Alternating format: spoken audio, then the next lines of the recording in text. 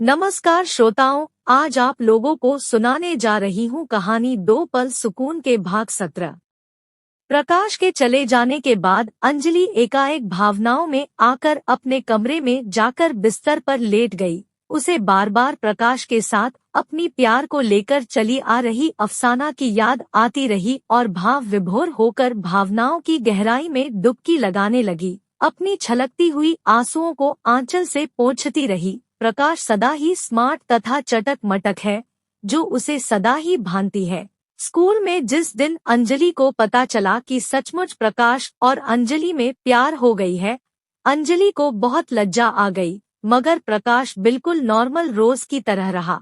अंजलि की हालत इस प्रकार हो रही है कि मानो उसके मनहृदय को अंदर से निचोड़कर सारा प्यार, सारा आवेग प्रकाश ने एकाएक अपने में ले लिया हो, जो अंजलि को कभी पता ही नहीं चल पाई। आज भी ठीक उसी प्रकार की हालत हो गई है।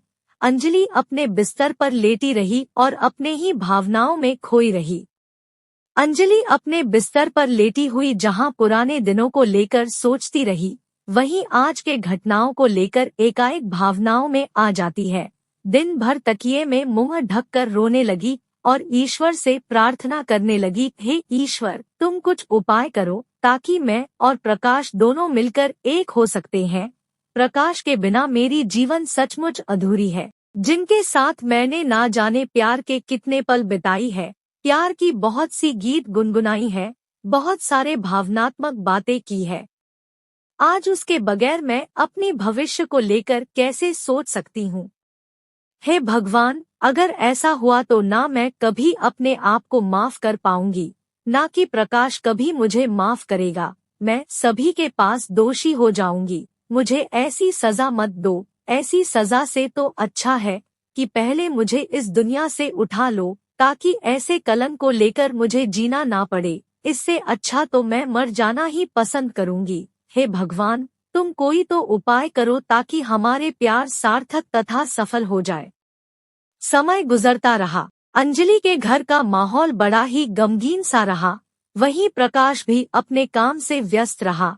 अंजलि अपने समय से स्कूल को जाती और मन ही मन उदास रहती है और सोचती है, काश प्रकाश एक बार यहाँ पर मुझसे मिलने को आता तो अच्छा होता, उससे खुलकर कुछ बात तो कर लेती। इस तरह लगभग 7-8 दिन बीत चुकी, मगर प्रकाश से अंजलि की मुलाकात नहीं हुई तो अंदर ही अंदर अंजलि के दिल जलने लगी। वैसे तो दिल प्रकाश के भी जल रही है, लेकिन प्रकाश अपने मन की व्यथा किसी से कह नहीं सकता। कैसे कहें? प्रकाश सोचते रहा, मैं अपनी मन की बातें किसी से भी नहीं कह सकता। मुझे अंजलि से किए प्यार तथा उससे बिछड़ने की गम तो सता रही है, मगर उस पर भी मैं किसी से खुलकर बात नहीं कर सकता। जिसे भी कहूँगा सभी लोग उल्टा मुझे ही समझा देंगे। प्रकाश सब समझता है, अपने मन की बात अपने ही मन में समेटकर अपने काम में मगन रहता है और सोचता है, काश अंजलि के साथ कभी मुलाकात ही ना होती तो अच्छा होता। अच्छा ही तो समय बीत रहा था। उस वक्त अंजलि के बगैर कभी खालीपन महसूस नहीं हुई, पर अब जीवन में खालीपन का एहसास हो रही है। मानो किसी ने मेरी जीवन रूपी हरियाली को आग लगाकर उजाड़ दिया है। अब कुछ भी नहीं बचा। पता नहीं वह कौन सी घड़ी थी अंजलि से मेरी मुलाकात हो गई थी। उससे पहले भी मैंने बहुत बार उस रूट पर चला हूँ, यहाँ तक कि उसके स्कूल में भी गया हूँ, मगर कभी उससे मुलाकात नहीं हुई। मगर पता नहीं क्यों उस दिन मुलाकात हुई और उससे प्यार हो गई। अगर उस दिन मुलाकात ना होती तो अच्छा होता। अब तो ऐसी स्थिति बनती चली गई कि ना तो मैं उससे शादी रचाकर जीवन भर के लिए उसे अपना बना सकता हूँ, ना कि उससे दूर भाग सकता हूँ। यह तो सचमुच एक अजीब सी कशमकश की स्थिति बन गई है। कुछ दिन और बीत गई। अंजलि अपनी व्याकुलता को और रोककर ना रख सकी। उसे प्रकाश के रहने का घर का पता मालूम है। ऐसे में वह उसके किराए के मकान में चली गई, जहां इससे पहले भी कोई मर्तबा अंजलि प्रकाश के साथ गई है, परंतु वहां पर पहुंचने पर भी कोई लाभ नहीं हुआ, क्योंकि उसके घर के दरवाजे पर एक छोटी सी ताला लगी हुई है। अंजलि वहीं कमरे के सामने खड़ी होकर बार बार उसी ताले को निहारती रही और मन ही मन सोचने लगी, मैं तो आज गलत समय पर आ गई हूँ। वह तो इस समय कभी घर पर नहीं रहता। वह तो कुछ ऐसा वक्त थी कि अपने नजदीकी होने के कारण कभी कभी मुझे अपने कमरे पर लेकर आता था। लेकिन अगर शहर से बाहर तथा काम से निकला हो तो इस समय घर पर कैसे रह सकता है? उसे तो घर से बाहर जाना ही होता है। कह रहा था कि उसे तो छुट्टी मिलती ही नहीं है।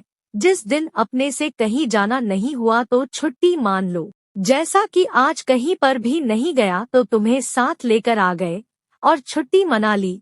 जब शहर से बाहर जाना पड़ता है तो मान लो कि 2-4 दिन भी बीत जाती है। प्रकाश के कहे बातों को याद करके अंजलि भावुक हो जाती है और वहीं पर खड़ी होकर तरह तरह की बातों में उलझ जाती है। तभी पास में ही रहती है कावेरी चाची के नजर पड़ जाती है और 2 कदम चल के अंजलि के पास आ जाती है और कहने लगी, बेटा क्या बात है, तुम तो अंजलि हो ना, जो कभी कभी प्रकाश के साथ आती हो। जवाब में अंजलि धीरे से कहने लगी, जी चाची मैं वही अंजलि हूँ। मैं प्रकाश से मिलने को आई थी पर यहाँ पर तो ताला लगी हुई है। कावेरी देवी उदासी भरी चेहरा बनाते हुए कहने लगी, अभी 4-5 दिन हो गई कि वह घर से निकला है। उससे पहले 4-5 दिन तो वह घर पर ही था। उस समय तुम आ जाती तो मिल जाता। अब तो कब आएगा कुछ कह नहीं सकते। जब जब वह शहर से बाहर जाता तो वापस लौटने में समय लग जाती है। यहाँ पर रहे तो रोज लौट कर आता है, कभी कभी तो घर पर ही रहता है। 4-5 दिन तो बिल्कुल नहीं निकला। मैंने उसे कोई बार पूछा भी, प्रकाश तू काम पर नहीं जाएगा? तो कहता है जाऊंगा, कुछ दिन के लिए छुट्टी ले लिया हूँ, थक गया हूँ तो सोचा कि थोड़ी आराम कर लेता हूँ। मैं कभी कभी उससे कहती हूँ कि बेटा और कब तक तू अकेला रहेगा, शादी कर ले, घर बसा ले। तो कहता है क्या चाची, शादी और मैं? ऐसा कौन मूर्ख बाप होगा जो मेरे जैसे बेरोजगार आवारा से अपनी बेटी की शादी कराएगा? शादी करने के लिए तो धन दौलत लगते हैं।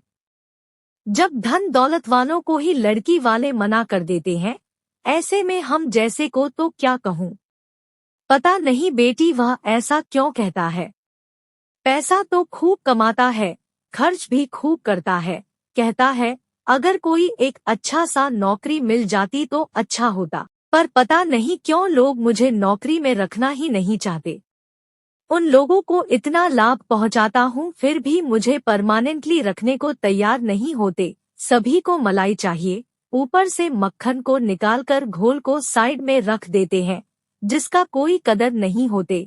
मैं भी तो चाची उसी घोल तरह हूँ। कावेरी देवी के बातों को सुनकर एकाएक भावनाओं में आकर अंजलि के आंखें छलकने लगी, जिसे चाहकर भी वह रोक ना सकी। अपनी आंचल से पोंछती हुई अपनी गर्दन को झुका लेती है, पर कावेरी देवी से छुपा ना सकी। अंजलि खड़ी होकर कावेरी देवी की बातें सुनती रही।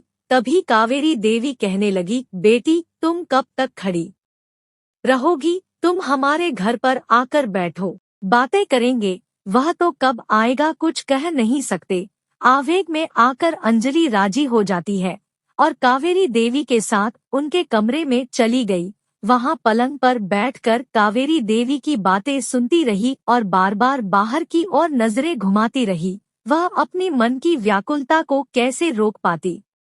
मन ही मन सोचने लगी, काश आज प्रकाश घर पर होता तो उससे भी 2 पल की बातें कर लेती। मगर वह आज घर पर नहीं है, बाहर गया हुआ है। पता नहीं आज आएगा भी या नहीं। ऐसे में अंजलि कावेरी देवी से पूछने लगी, अच्छा चाची, उनके परिवार में और भी तो लोग होंगे ना? कावेरी देवी बड़ा ही धीरे से कहने लगी, हाँ बेटा, है तो सही। उसका एक भाई है, उसके बीवी बच्चे, माता पिता भी है। यही तो 5-6 मील दूरी पर कौन सी जगह, मुझे नाम ठीक से याद नहीं आ रही है। कभी कभार तो प्रकाश उनसे मिलने को जाता है, कभी उसका भाई भी यहाँ पर आता है। ऐसे में अंजलि पूछने लगी, तो फिर प्रकाश उनके साथ क्यों नहीं रह जाता? आक्षेप जताते हुए कावेरी देवी कहने लगी, तुम्हारा कहना ठीक है, मैंने भी कभी कभी यही बात उससे कहती हूँ। मैंने यह भी कहा कि क्यों ना उस छोटे से मकान को बेचकर एक बड़ी सी मकान ले ले, ताकि पूरे परिवार एक साथ रह सकते। एक ही छत के नीचे, तो कहता है, बड़ी मुश्किल से तो उस मकान को खरीदी हूँ। एक और मकान खरीदना क्या कोई आसान काम है? मेरे पास इतने पैसे कहाँ बचते कि उसे जमा कर शहर में एक और मकान ले लूं। आप तो जानते हो कि शहर में मकान कितने महंगी होती है। ऐसे में इतने सारे पैसे की जुगाड़ करते करते मेरी तो उम्र गुजर जाएगी। अगर कोई ढंग का परमानेंट नौकरी मिल जाती तो शायद कोई अलग बात होती, परंतु मेरा तो किस्मत ही फूटी है कि कोई ढंग का नौकरी ही नहीं मिलते। बड़ी देर तक कावेरी देवी और अंजलि के बीच वार्तालापों का दौर चलती रही। बीच में कावेरी देवी अपने आप में चाय बना ली और अंजलि को देते हुए कहने लगी, बेटी चाय पी लो, बातचीत और कामकाज तो चलती रहती है। मैं तो बार बार चाय पीकर अपनी थकान दूर करने की चेष्टा करती हूँ, थोड़ी सुकून मिल जाती है। समाप्त। कहानी के अगले भाग के लिए हमारे साथ बने रहिए। धन्यवाद।